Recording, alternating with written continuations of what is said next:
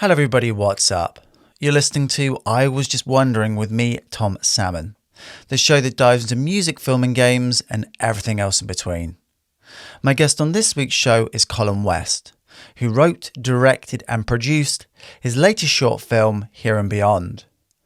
We jumped into Colin's film festival experience, how he got into filmmaking via an email from Oscar-winning director Darren Aronofsky, working with the screen legend Stacy Keach, and the future of streaming services. So, if you're running, stuck in a traffic jam, or sitting behind a desk at work, I hope you enjoy my interview with Colin. So, you're on the short film festival circuit with your latest film, Here and Beyond. How's it going so far? It's going really well. I'm having a great time. It's been a really fun journey with this one. It's just it's building exponentially. I mean, I feel like more and more festivals are starting to reach out, and so it's been really great. It's been it's a nice building of a community, I suppose. Have you been to Cinequest? Was that this month? Cinequest was a little earlier this month. We just screened in Miami at the Miami Science Fiction Festival this month as well. Previously, we've screened at a few now so far. Let's see, NewFilmmakers LA. We screened at Otherworlds Austin, which was a really fun one. Out in Boston at the Boston Sci-Fi Film Fest, which is like one of the longer running sci-fi film fests there, that was a lot of fun. The folks out there are great. And and coming up, we're screening at the Columbus Film Festival in mid-April. I'm assuming if you go to a science fiction film festival, like it's all science fiction and all different shapes and sizes. Yeah, definitely. Yeah, I mean, it's funny with sci-fi festivals because the crowd is usually so dedicated. You know, like you get that sort of, in the most endearing way, you get the most nerdy crowd out there. They've got a lot of great questions to ask at the Q&As after, and yeah, I love the sci-fi film festivals for sure. If audience members asked you a question or come up to you and maybe said something about the film that you possibly hadn't sort of considered before, and it sort of like changed your perspective on a particular element of it. Yeah, that's a good question, Tom. There are plenty of people who will come up after the film because, you know, the film itself, while it doesn't explicitly say that it's about dementia, it really is about Alzheimer's and dementia. And I'll have people coming up after screenings, you know, and being like, oh, my mother was just diagnosed, or my father, you know, went through Alzheimer's and, you know, passed away, or whatever it is. And, you know, they get it on a different level, I think, than an average viewer. And honestly, you know, there's a lot of people that are affected by Alzheimer's and dementia. So I think it does sort of connect in that way to the audience. And as far as questions and so forth, I mean, it's funny. I think the film, you know, it has an emotional arc, but its ABC kind of plot arc isn't necessarily conventional. Right. And so I think sometimes people are like, oh, what did you mean exactly? Or was the girl in the film actually the wife, you know, from the future, you know, in the past, you know, right. blah, blah. Yeah. And I totally get that, and I kind of love those interpretations, and I think that it's all valid. But yeah, there are some pretty interesting theories out there, which have been the most fun to listen to after the screenings. What's your elevator pitch for Here and Beyond? It's essentially about a scientist who gets diagnosed with dementia, or a sort of science fiction version of dementia, and attempts to use a time machine to relive his memories. So it's a bit fantastic, and he sort of, you know, gets the help of his kind of angsty teenage neighbor along the way. That's the gist of it. So I was just wondering, in terms of just the festival circuit, you're going around with the film, have you set any particular goals working towards getting to sort of like Tribeca or Sundance? And I just wondered, in terms of your journey, is there a sort of a particular goal or destination you would like Here and Beyond to end up at? Sundance or Tribeca would be great. Yeah, I mean, definitely I've submitted to the bigger festivals and so forth. No doubt about that. I mean, with every film I make, I submit them there, and, you know, cross your fingers. As far as the festival circuit, it's sort of about realizing what you make, you know, and I do tend to make sci-fi oriented films. And, you know, while it's not like hard sci-fi, like there's not aliens and planets blowing up and stuff like that, it is a form of sci-fi of the mind, I guess. And so I think, you know, it's about sort of tailoring where your audience is, right? While I would love a screening at one of those bigger festivals, and I've screened it, like Cinequest was a big festival for sure. But that even that festival, while it is huge, it sort of is slanted towards tech. You know, it takes place in Silicon Valley, up in San Jose, and so it's got that sort of built into it, and that audience is sort of looking for that. So, I mean, as far as our festival strategy goes, we kind of started with trying to sort of hone in on what festivals might actually, want to screen us. And some of these festivals I've screened at before in the past, like Otherworlds Austin and Boston Sci-Fi, I've screened before. So they kind of knew me and they knew my style, and a lot of festivals, kind of try to help you along with your career path. So yeah, it was a very tailored journey, but at the same time, like, of course, we're submitting to the big ones too, and just sort of seeing what happens. How hard is the festival circuit in terms of like competing against the filmmakers as well? Like, how tough is it? It's hard to get into stuff, but at the same time, like, things kind of waterfall. So like, for example, when I was at Austin, when I was at Otherworlds Austin, I was sitting in the theater. It was a packed house. We were watching the screening. My film came up, and the guy next to me, who I'd not met before, was like, "Oh my gosh, Greg Lucy," who was the lead actor in the film. Right. I kind of like looked over at him like, "Oh, you know Greg Lucy?" Not that Greg's not a knowable name, but he's sort of a niche actor. And so, after the credits started rolling, I was kind of like, "Oh, you know Greg?" And he was like, "Oh yeah, I do. I'm a programmer at Miami Science Fiction Festival." He's acted in a couple of films that I've screened there before. Yeah. And so, he was like, "I really loved your film. I would love to put it in our program." And so, it's sort of like waterfalls, like I said. So like, he wanted to screen it, and now that it just screened at Miami, it's won some awards and gotten some press, and so people are reaching out, and there was a programmer at Miami who was like, "I want to screen this in Utah." So it all kind of starts to build into a few, So when you're applying to these sort of festivals, that's one way, but then if you get into one particular festival, you might meet somebody else or get you into another one. So I guess there's different routes into getting into the sort of bigger festivals. Yes, you can get into festivals, but you've got to go, and that's what really makes the difference, is really being there and supporting your film, and you end up meeting the people that way, who end up liking your film, talking to you, and it goes from there. How have you found the traveling side of things? Because I can imagine that's pretty intense. If you're submitting to 6 big festivals, like, it's kind of like off your own back to get there, put yourself up. Yeah, sure. I mean, and it can be a big cost. I mean, like, that was all sort of part of the budget of the film itself. Way. And this was a short film, but if you have a feature film in a festival, they'll pay for you to fly out, and they'll put you up at a hotel because they want you there. That's part of the press of getting more people to show up to the screenings, of having these, filmmakers there in attendance. And so they really want you there. They want your actors there and everything. So it can be a drain for sure, but at the same time, it's about building your career. And so it is an investment, I just wanted to jump into sort of day one question of like how you started your filmmaking journey. As far as day one questions goes, I mean, I got into film essentially because I guess I can back up even further. It didn't start out as film. I grew up in a house that was sort of science oriented in technology. My mom, worked for computer software companies like Dell Computers and all this, and my dad was a math teacher and computer scientist as well. And so it was sort of science and math that kind of took over my childhood. As time went on, of course, I wound up in the arts somehow. And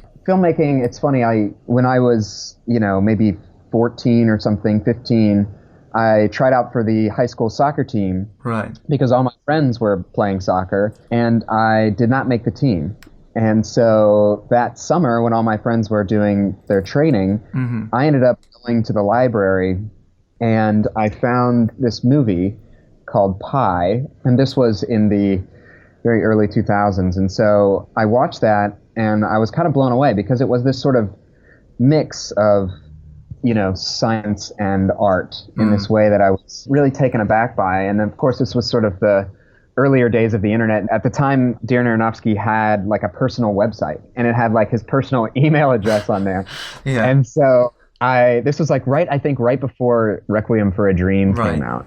And I emailed him, and I was like, "Hey man, I really liked your movie. Like, how do you get into making movies? Like, this seems like a really cool thing." And he actually wrote me back like told me about the process of how he made Pi on such a low budget and all this sort of stuff. And I was hooked, man. I ended up writing my first feature screenplay like when I was 17 and started making movies. I wound up in fine arts. I got a fine arts degree in like painting and sculpture and video art. Yeah. And then kind of circled back around to filmmaking. But yeah, I sort of credit Darren Aronofsky with that Oh, in a way. I think I remember that website. It's called Protozoa, I think. I think that's what it was called. It sure was. And especially like Pi, I mean, that's a very intense movie as well. Like, that's pretty hardcore. Yeah. I mean, didn't you shoot that for like, was it $70,000, I want to say? Like 70 grand. Yeah. And, pulled some favors and made it happen. And later, I found out he was shopping around like a more expensive film. I mean, this was like sort of right after graduate school for him. And he was shopping around this, $5 million movie or something like that. Yeah. And of course, like getting some meetings, but not, nobody saying yes. And so I think it was like almost born of, frustration and patience in sort of the best way possible. But I think you really need that as an independent filmmaker. Like you kind of need to be impatient. That's part of the game almost. Just sort of jumping into your education a little bit, you got an MFA at the University of Southern California School of Cinematic Arts. And I just wondered, how did that prepare you for life working within the film industry? It prepared me in a creative sense. I think like as far as the business side goes, I've learned more, sort of on the job than there. But the benefit of a place like USC was being surrounded by all these other students just as eager to make films as me, and just, like that had the drive, and I think like there's a real support community there. I mean, I feel like that's going to be like those people are now some of my best friends and colleagues, and I feel like it's the community really that made a difference there. It's sort of coming back around in this way of like, oh yeah, I did learn a lot there. Yeah. You know what I mean? Like, like at the time it was a lot of work and some frustrations involved, but the program itself sort of brings people together because people complain about the program. Yeah. Like it's this odd thing where I don't know. There's like a real community that's built around like, oh man, they should do it like this, or like, man, doesn't it suck that we have to do this? And it's like the bad guy, but the bad guy isn't really a person. It's just like this institution. I don't know, and I don't mean to say like we're fighting it. It was just like, it was just like it brought us together, I guess. I think it also being like a creatives, it's natural to fight against some sort of formal way of doing something.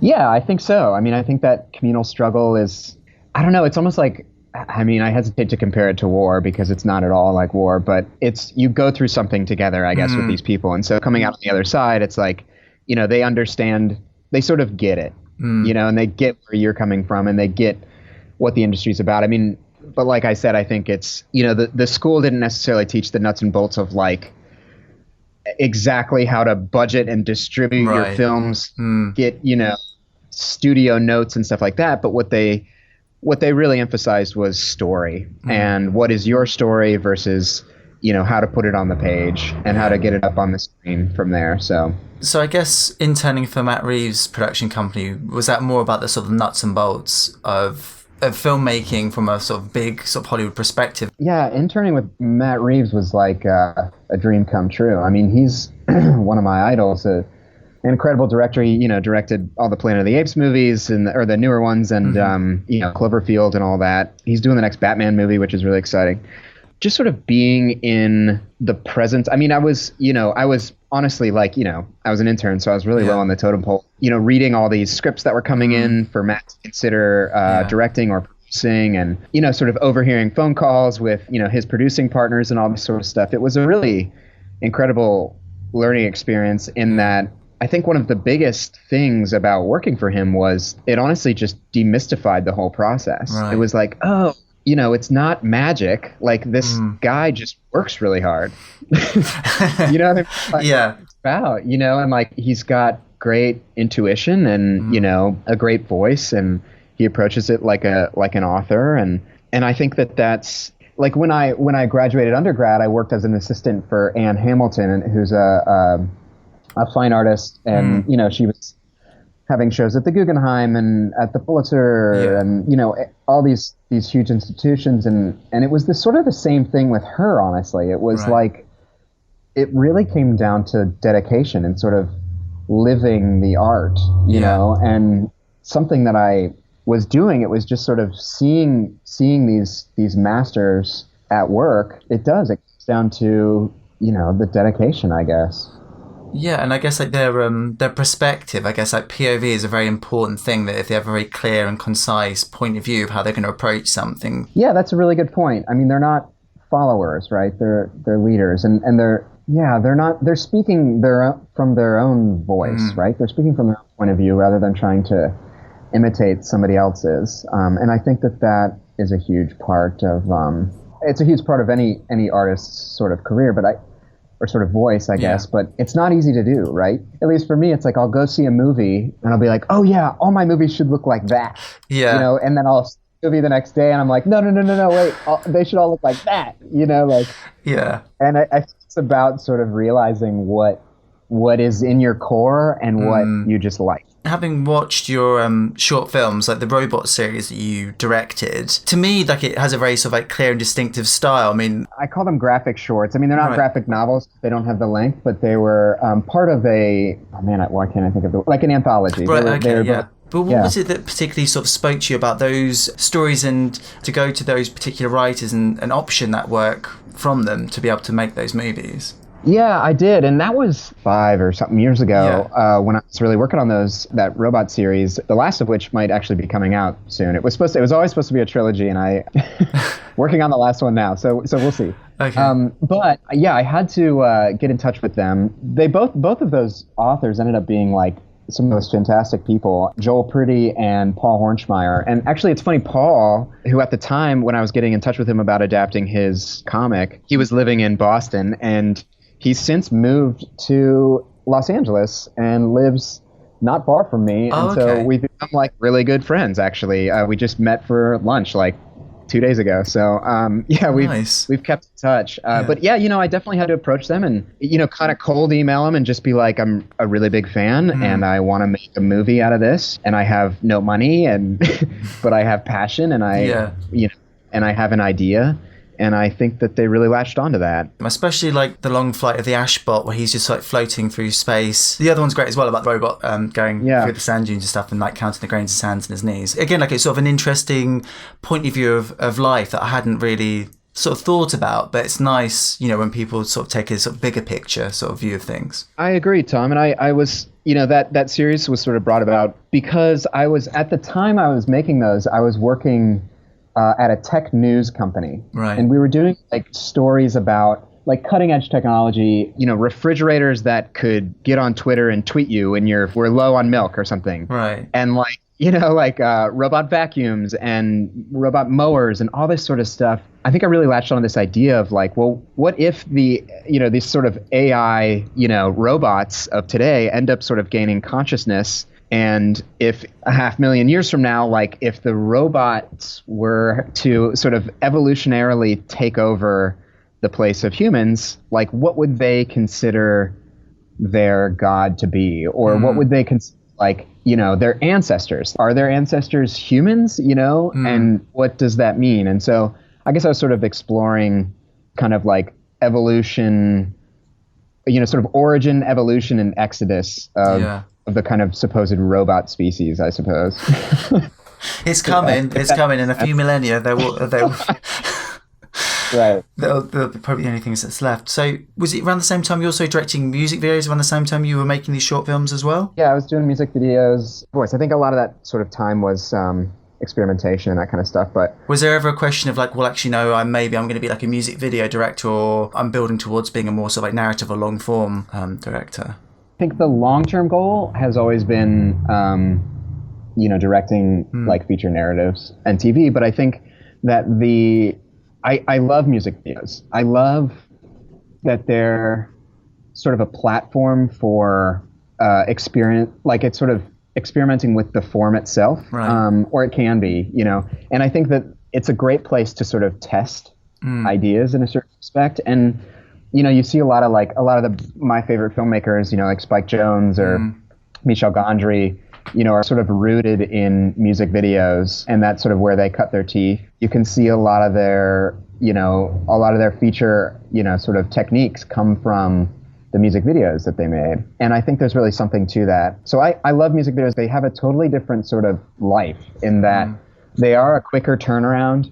And I think a big part of that is you don't have to do sound, because it's just the song. And so like that's such a huge part of narrative filmmaking. It really is half of a movie is the sound. And so like when you're cutting out that bit, you just focus on the visuals, whether there's a story or not in the music video. But I love music videos. I would continue to do them and sort of pitch for them in ways. My sort of focus is turning towards these bigger projects. So where did the idea for Here and Beyond come from? It's essentially inspired by my own relationship with my grandfather, okay. Lyle. He had spent the last 30 years or so of his life taking care of my grandmother, who suffered from Parkinson's disease. Pretty soon after she passed away in like 2012, his sort of signs of memory loss became more and more apparent, and eventually he was also diagnosed with dementia. Mm-hmm. So he passed away just a few months ago, actually, and the story is sort of meant to be a kind of, I guess, sort of subjective look at what it might have been like to have been sort of in his shoes in his later years. Right. So how long did it take you from the idea bouncing around in your head to sort of script? It's funny. So I co-wrote this film with a frequent co-writer and friend of mine, Corey Allmiller, who's a really talented director on his own. We went through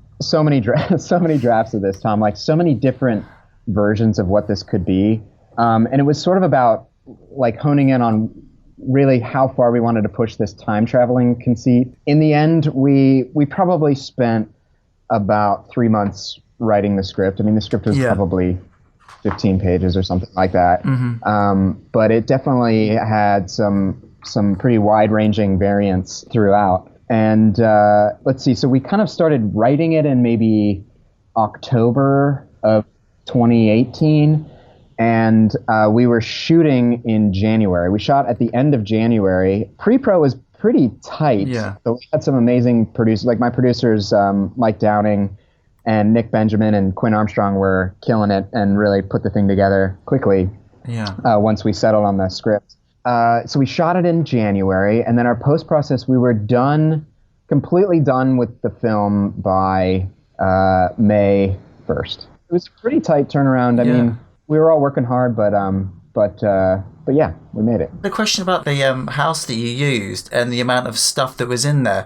Did you go to somebody who was a hoarder and just say, "Listen, can we come and shoot in your house?" Or yeah. No, we definitely went to a hoarder's house. She was incredible. Her name is Julie Gentleman. She was like the best person ever. We were one of the first places to ever shoot at her house. Oh, wow. We went through this website. I think it was called Peerspace. Yeah. Or maybe it was Gigstar. I'm pretty sure we went through Peerspace to get that place. And we were one of the first teams. There was one other film that had shot there previously, and she had a really great time with them. But yeah, she. I mean, it's funny. It's like she was a hoarder, but only in her garage. Right. You know, like her garage was like crazy. And like that's like literally like the whole reason we got that we wanted that location was because of that garage. It was sort of perfect for us, and we actually had to take a bunch of stuff out in order to like walk in there, you know. So yeah, we moved a bunch of stuff to the backyard for the few days and like covered it with a tarp, and then replaced it with our time machine thing. So that's amazing. It was a lot of fun. It seems organic because, you know, there's some things where people have this sort of hoarding scenarios and you look at it and you go like, I don't know really about that. But this one I was looking at, that looks legit to me. It was. So what was your toughest scene to shoot? We had a scene that was supposed to take place outdoors, and it was kind of like the most emotional crux sort of dialogue scene between the teenage girl and the older man. It was so unbelievably windy the day that we tried to shoot that scene. I mean, to the point where like the sound guy was just like, dude, we can't. Like all we're hearing in the headphones is just like wind, you know, just like, I mean, he had like every single like dampening thing on that mic, and it didn't work. So we had to bring the scene inside, which means we kind of had to rewrite it a little bit in terms of like why it would take place inside. So we were kind of nervous about it. I was kind of nervous about it. You know, we ended up shooting it indoors, and to be honest, like when we got into post-production, my editor, Alejandro Marquez Vela, who is unreal talented, and a director in his own right too, like an incredible director, he had this great idea of cross-cutting the scene that we shot, that was supposed to be shot outside, that we shot inside, with the next scene that took place in the same room in the house. And so we ended up doing that. It was like everything came together. It was like, oh my God, yeah, like this is what it was supposed to be the whole time, you know? So it's sort of like this curse of wind ended up actually being like a huge blessing in disguise. So that's the art, isn't it? It's the adaptation. Oh, exactly. And then, great things come from that. How did you go about casting the movie, and how did you pick the particular actors for this story? I think casting is such a huge part of any movie. It shouldn't be overlooked. I mean, it's like sort of taking the time in casting to find the right people. And I think with this film, we really did. I mean, Greg Lucy, who plays the lead, I've worked with him like many times in the past. He was one of the very first people I met after moving to Los Angeles. I was working on a set, and he was the lead actor of this film that I was working on. It was like literally like the first day, and it was just like within the week that I'd moved to LA. Yeah. And I was like kind of struck a conversation with him, and we really hit it off. And like a year later, I was like, "Will you be in a movie of mine?" Yeah. And he was like, "Yeah, totally," and we put it together. And since then, he's acted in a few of my shorts and music videos and stuff like that. And so we kind of wrote the role for him. I mean, he was the guy. You know what I mean? It was like this is the person who's going to play this part. So in our writing process, we really tailored it to him. And he has since sort of said that like it felt like one of the most personal roles to him as far as like it lines up with his own personality and more than these other projects, So that was really nice to hear. And then Laurel Porter, who plays the teenage girl, we auditioned a bunch of teenagers for this role. It was funny. It was like I knew sort of the qualities that I was after.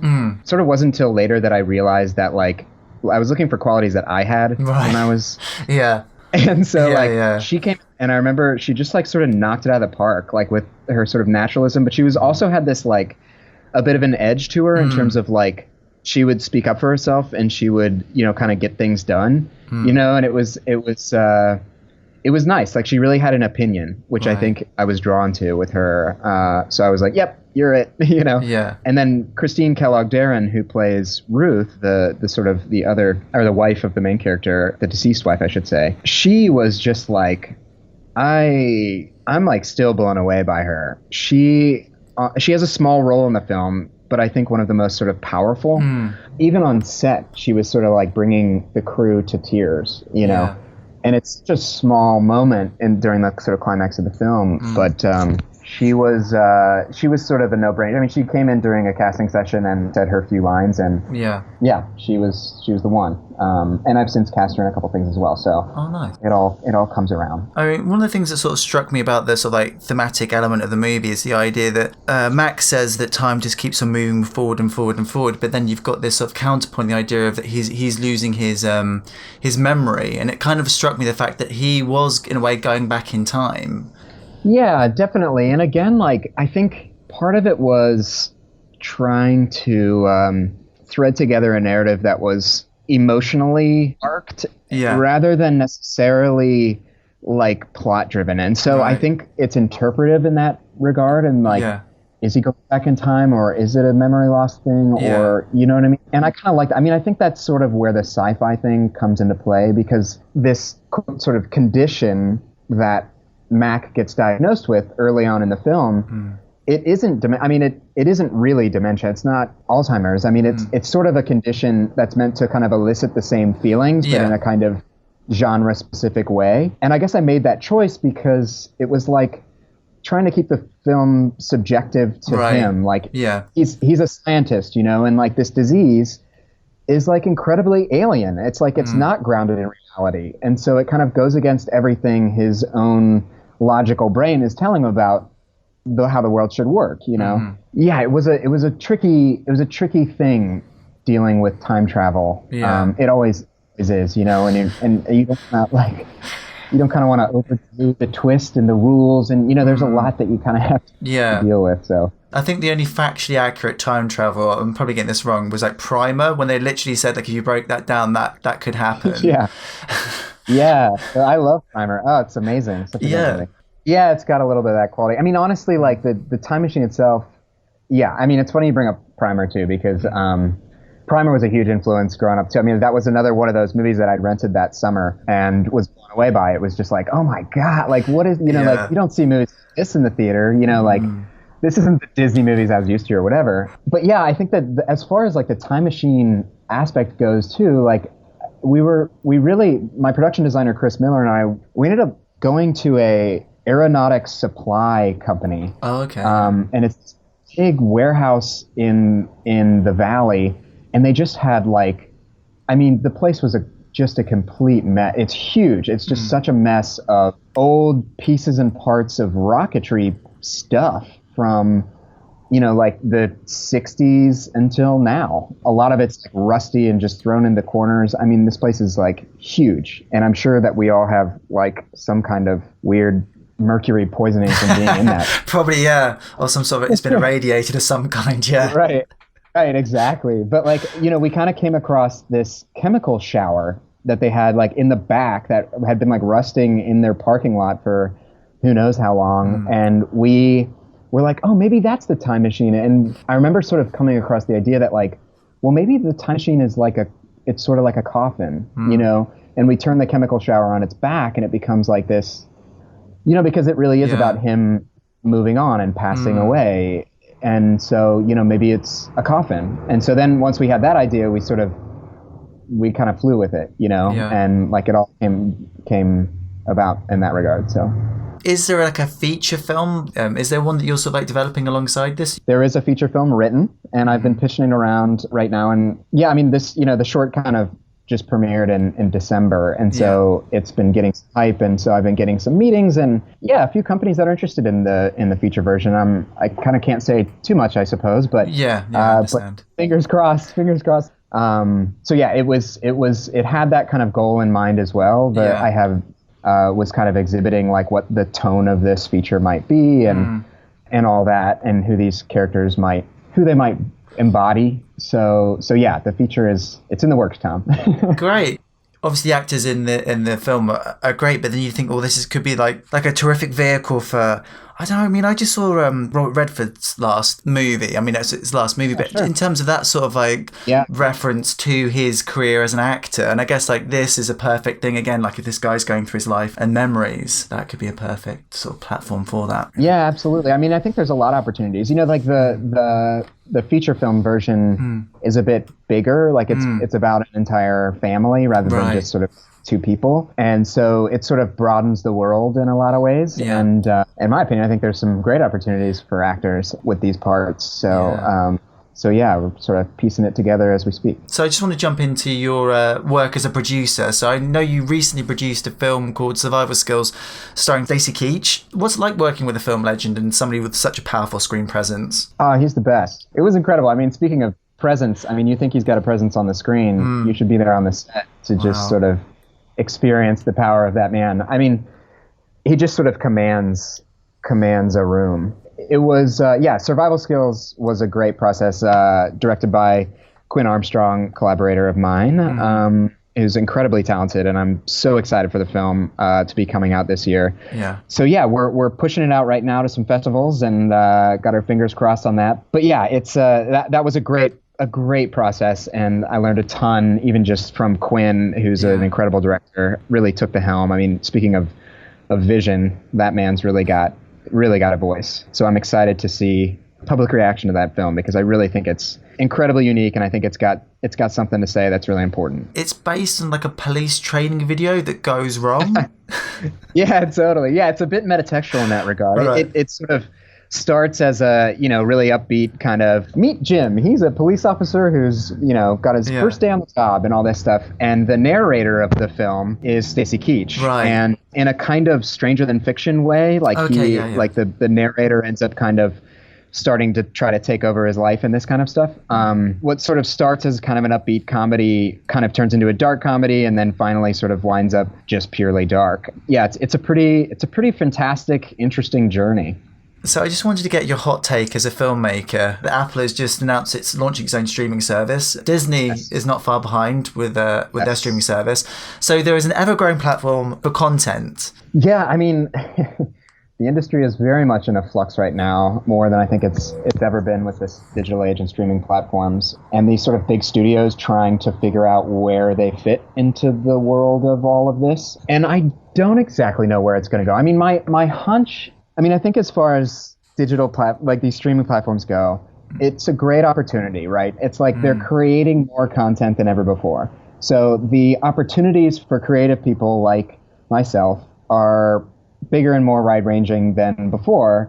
The problem is the audiences are so fragmented. And I don't know. I mean, I think it's like the best stuff will just rise to the top of the pile. I don't think that recognition for great films will go away, and blockbusters, I think, will always exist in one form or another. But it is different. I mean, I think about it a lot. It's funny. I live like my house in Los Angeles is right between the new Netflix tower on Sunset Boulevard and Paramount Pictures, which is like a block away behind me. And so I'm kind of smushed between like the old and the new right now, which has kind of been an interesting experience to watch. But there's so many pros and cons about it. I mean, honestly, it's great. There's more stuff out there, but there's fewer eyeballs who are able to watch it. And I don't know. It's kind of messy right now, I think, but we'll see how it all evens out in the next few years with the bigger companies stepping into the streaming world. And it's just going to go back to like sort of like cable packages. Somebody's going to go, right, well, you can get a flat fee and you can get all this sort of stuff. So I think maybe it will kind of go back in a way. I guess I kind of agree, Tom. I mean, they always say like the movie industry is the music industry just 10 years behind. Yeah. And I think that, like, honestly, like, I think one big thing about the music industry, which was so fractured when, oh my gosh, why can't I think of the crazy downloading? What, Napster? Napster, yes. Yeah. I kept thinking Netflix. I'm like, no, but they rhyme. Yes. Yes, Napster came along. I think that, honestly, like, I think a kind of version of Spotify might happen for the movie industry, where, you can watch Netflix movies next to Amazon movies, or you know what I mean? But it feels like that's what the consumer wants. I know I want that. I want that sort of like simplicity of like one subscription gives me access to the entire library. So I just wanted to sort of wrap up with you and ask you what your dream project was if time and money wasn't an option. Oh, sorry, wasn't an option. Wasn't an object, I should say. Man, that's a really good question. It's funny. I think my sort of like big dream project for down the road would be to do the what I think is probably an inevitable live action adaptation of The Iron Giant. Right, nice. That movie just sort of continued to speaks volumes about sort of like society's I don't know, apprehension about things that are different or new, and sort of has a great life to it. So I don't know. That's kind of one of those big dream projects. Of course, I have to talk to Brad Bird first, but I wouldn't mind that. But yeah, I mean that's one of the bigger ones. But to be honest, like I'm really excited about doing the feature adaptation of this film. And even though the scale is small, it is a first feature, so the budget's not huge. That's what I've been wanting to make for a very long time now. So it's exciting. So there you have it. I had a great time chatting with Colin. And please do like and subscribe to the show on SoundCloud and YouTube, and drop a comment or two. And you can get in touch with me at the Salmoning01 on Instagram. Thank you so much for listening. I've been Tom, and I'll catch up with you next episode.